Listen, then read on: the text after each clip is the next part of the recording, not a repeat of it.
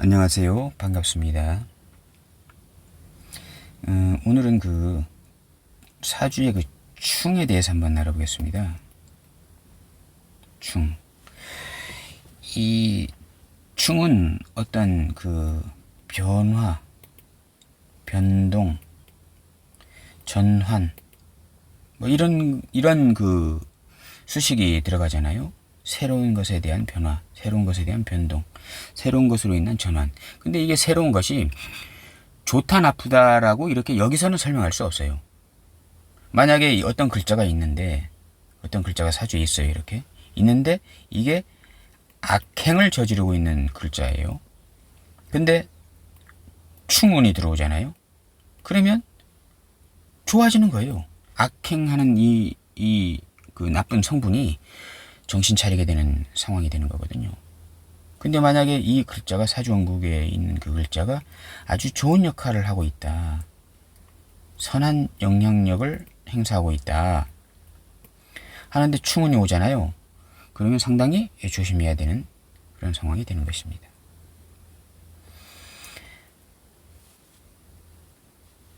예를 들어서 사주팔자가 이렇게 있잖아요. 이렇게. 근데 월지하고 만약에 예를 들어서 이렇게 인신이 충됐잖아요. 이렇게 되고 있다.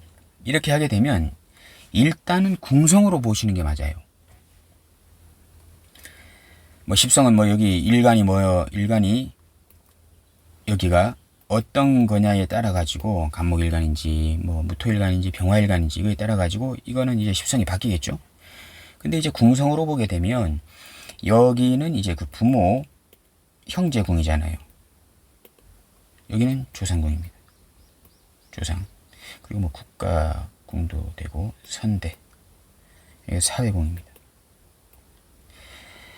근데 이런 식으로 돼 있다라고 하게 되면 연지하고 월지가 이렇게 충이 되어 있다. 인신충이 되어 있다라고 하게 되면 조상 때, 선조 때와 나의 부모, 부친의 관계. 그러니까 뭔가 조정할 일이 있다. 바꿔야 될 일이 있다. 전환시켜야 될 일이 있다. 뭔가 잘못된 게 있다. 왜곡이 된 게 있다. 뭐 이렇게 볼 수 이제 있는 것입니다. 그래서 뭐 이러한 상황에서는 조상하고 부모가 충이잖아요. 그렇게 되면 이 사주 당사자는 어떤 그 선조 때의 가업을 뭐 개성하지 못하고 부모를 또 떠나서 뭐 타향살이 하거나 또 월지는 그 사회궁이지 않습니까? 사회성, 뭐 직업궁, 이거 직업궁도 돼요. 직업궁도 되는데 어떠한 그 사회성과 어떤 직업적인 부문의 어떤 역마적인 일, 충은 역마잖아요. 돌아다녀야 될 일, 뭐 그러한 일들에 내가 고용돼서 내가 그러한 일을 하면서 살아나갈 확률이 높다. 이렇게 보실 수 있는 것입니다.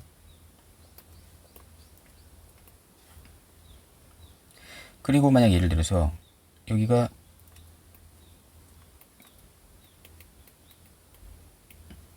인신이 충이 되어 있다. 사주에. 뭐 인신도 충이지만 뭐 자오도 충이고 그다음 뭐 묘유도 충입니다. 충이다. 이렇게. 일지하고 월지가 충이다. 월은 이제 그 사회궁이고 부모궁이고 형제궁입니다. 일지는 나의 자리이기도 하고 나의 배우자의 자리이기도 합니다.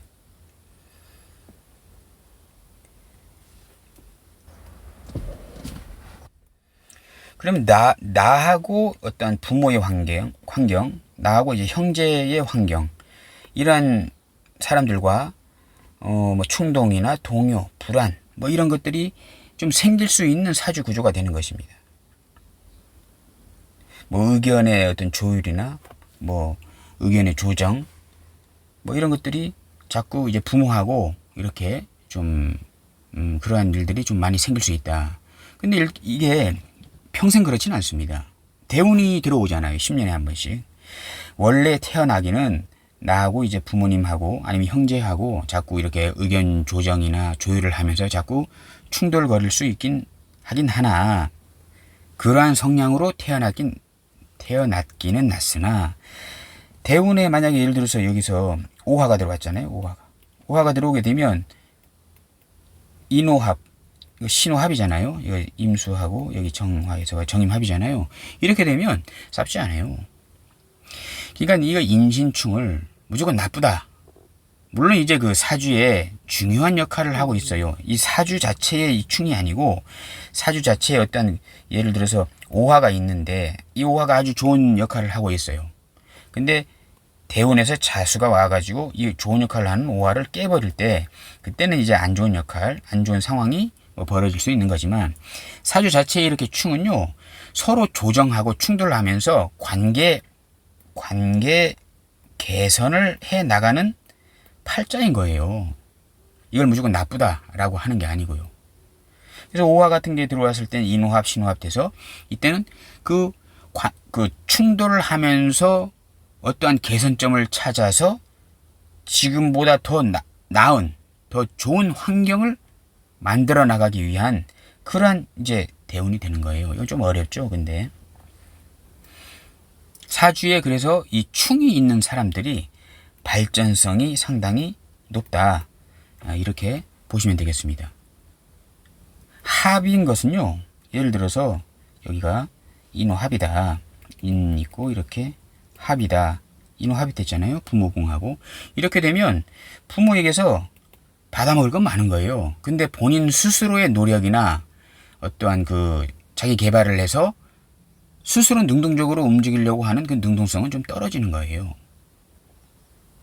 좀 약간 나태해지는 거다라고 할 수 있는 거겠죠. 합은 계속 주는 거잖아요. 이렇게.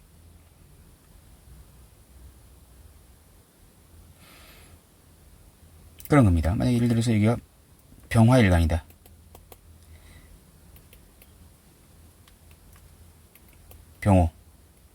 병호일주다. 근데 이제 그 부모궁에 편제가 있잖아요. 편제. 이거 신호는 이거 합입니다. 이걸 또 뭐 합이라고 하니까 무슨 갑자기 생뚱맞은 소리냐 이렇게 하시는 분들도 계신데 합입니다. 여기 이제 정하고 여기 임수가 상당히 좋은 애정합이에요. 이게 애정합이라고 하는 것은 남녀지간에는 그런 애정합으로 볼 수 있는데, 그냥 동성끼리 사람과 사람과의 관계, 부모와 나와의 관계, 나와 형제와의 관계, 나와 친구와의 관계에서는 애정합일 정도로 상당히 끈끈한 그런 연대관계가 된다. 이렇게 생각하시면 되겠습니다. 나의 오화 속에 있는 정화에 임수가 들어오는 거잖아요. 편관이잖아요. 자, 어떻게 해석해야 될까요? 편관하고 합이 되어 있습니다. 이 편관은 나의 편관이 아니지 않습니까? 부모궁에 있기 때문에 여기가 부모궁이지 않습니까? 부모궁의 편재 속에 들어있는 편관입니다. 해결해 주잖아요. 정임합으로. 이걸 보통 양인합살이라고 하게 됩니다. 이걸 정화는 양인입니다. 편관은 살이잖아요. 양인이 정임합, 양인합살해 주는 겁니다. 무슨 말일까요? 부모궁에 있는 편관은 부모가 힘들어하는 것입니다. 부모궁에 편관이 있다는 것은 부모가 약간은 좀 어려운 일들, 난제들, 수수께끼 같은 일들이 항상 부모님이 갖고 계시는 겁니다. 근데 부모님 스스로는 해결할 수가 잘 없어요. 누가 해결해줘요? 내가 해결해주잖아요. 양인. 신체로 해결해주는 거잖아요. 양인은 몸뚱아리입니다. 체력 좋은 겁니다. 편관. 그러니까 부모궁에 편관이 있다는 것은 부모님이 농사를 어마어마하게 짓는 거예요. 뭐 10만 마지기 막 이렇게 짓는 거예요. 조금 짓는 게 아니에요. 그래서 힘든 거예요. 부모님 자체가. 그러면 이 정임합이라고 하는 것은 양인으로 편관을 해결해 준다는 것은 내가 직접 그 부모님 벌려놓은 농사를 내가 시간 날 때마다 가서 내 체력을 쓰면서 부모님의 편관을 해결해 주는 거예요. 양인합살이잖아요. 그러면 부모님이 뭐 줘요? 신금이라는 편제를 주잖아요. 돈을 주잖아요.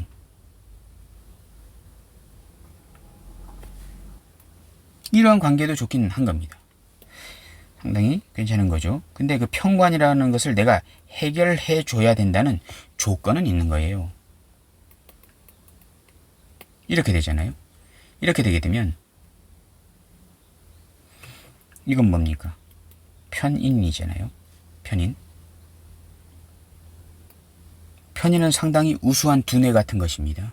상당히 머리를 잘 쓰는 편인 장생격. 상당히 괜찮죠? 괜찮은 일주입니다. 배우자 만나면은 배우자의 덕이 많을 확률이 높은 그 일주입니다. 근데 여기 보게 되면 여기 임수 있다고 했잖아요. 편관. 근데 여기 인중 무토가 있습니다. 좀 어려우신가요? 천천히 이렇게 보시면 다 알 수 있는 문제가 다 알 수 있는 그런 상황이에요. 인무병갑이 있잖아요. 무토는 식신입니다. 식신 제사를 해주잖아요. 식신 제사를 해주게 되면 이 편제를 주는 건데 그냥 주지 않습니다. 인신충이잖아요. 뭔가 조율하면서 주는 겁니다. 네가 식신으로 편관을 해결해 주었으니까 내가 이 돈을 줄게. 근데 그냥 주지는 못하고 뭔가 조건을 또 내거는 것입니다. 네가 예를 들어서 어느 정도 뭐 10만 평이다. 예를 들어서 10만 평의 밭을 내가 하고 있는데 여기서 한 5만 평 정도만 네가 좀 맡아서 좀 해주면 안 되겠냐. 뭐 이런 조건을 이렇게 다는 것입니다. 그러면 이 편인 장생이 약간 좀 능동적인 사람들은 아니거든요. 그냥 앉아서 받아 먹으려고만 하는 그런 기질이 좀 강한 사람이에요. 그런 사람에게 5만 평을 준다는 것은 이 사람을 좀 배짱이 같은 사람이거든요. 병인일주들이. 뭐 이런 말 하면 좀 죄송합니다만. 근데 사주 구주에 따라서 배짱이 같은 사람이 부지런해지기도 하거든요. 뭐 이 한 가지만 봐서 그렇게 우리가 유추할 수는 없는 거고요. 어쨌든 병인일주 자체가 약간은 좀 이렇게 좀 차분하고 약간 좀 얌전하고 약간 좀 움직이려고 하는 스타일이 아니고 좀 앉아서 좀 이렇게 좀 받아먹으려고 하는 좀 기질이 좀 있는 일주입니다. 그러한 그 사람에게 5만 평이라는 밭을 경작을 하게끔 유도를 하면서 그러니까 움직이게 하는 거죠. 좀 능동적으로 스스로 좀 움직여서 너대로 좀 버려서 먹어라. 이렇게 하는 거잖아요. 그런 것들이 이거 인신충의 과정이다. 우리가 이렇게 생각할 수 있겠습니다. 그리고 이제 그 사주를 보다 보게 되면요. 여기가 아니고 이제 만약 여기가 있다. 이렇게 신이 있어가지고 이제 인신충이 됐잖아요. 뭐 이런 것을 보고 말년에 금묘화실상 여기 시주는 말년이 되잖아요. 말년, 초년, 청년, 중년, 말년 이렇게 되는데 말년에 이제 인신충이 있다. 이렇게 해가지고 여기 또 자식궁도 되잖아요. 자식궁. 그리고 여기는 처궁, 배우자궁, 남자 사주게 되면요. 그래서 이거 처자식과의 어떤 동거 불안이나 뭐 의견 충돌이 뭐 빈번하게 되고 말년에 뭐 아플 수 있고 말년에 이제 막 일로절로 이렇게 뭐 출입에 변동이 생길 수 있고 이렇게 해서 안 좋다라고 하시는 분들이 계신데요. 절대로 그렇게 보시면 안 됩니다. 충은 한마디로 새로운 도약입니다. 새로운 도약을 하기 위한 하나의 약간 좀 그 과정에서의 약간 좀 좀 힘든 것, 스트레스 뭐 이런 걸로 해석하시면 돼요. 이거를 가지고 뭐 말년에 뭐 외로운 팔자다, 뭐 자식과 불목하고 배우자는 인신충 걸려가지고 떠나버리고 뭐 이렇게 그렇게 보시면 절대로 안 된다. 관계 개선이에요. 관계 개선하면서 새로운 발전, 새로운 도약을 하는 계기가 된다. 이렇게 보시면 되겠습니다. 오늘은 그 충에 대해서 간단히 알아보았습니다. 감사합니다.